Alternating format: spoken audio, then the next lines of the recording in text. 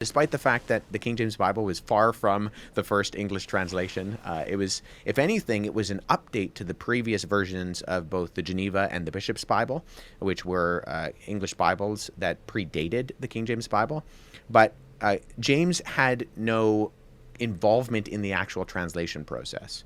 There's a lot of notes that are still available today out in places like Oxford and Cambridge from the King James translators themselves, and they were very much doing their own research, if you want to use that type of language.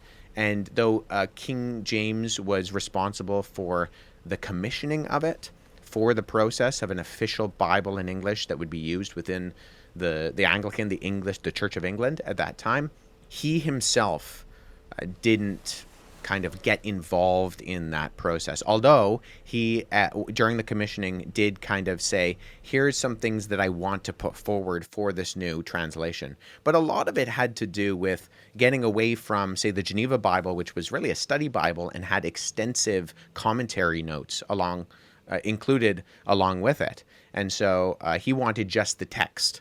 He didn't want all of the commentary that went along with the text in something like the Geneva Bible. But I think we can see pretty conclusively, once again, because we just have so much to go off of with, whether that's early Christians talking about what is and what isn't Scripture long before Constantine, or whether we look at the process, the history, the translation notes, the groupings together and the conversations that were had by the King James translators, that accusations of tampering really start to fall by the wayside under the actual evidence. It's just really fascinating. I'm just so thankful for the, fathers, grandfathers we have in faith before us that, documented all of this and went to great detail, even risked their lives and lost their lives for this word that we trust in. So it's just really comforting.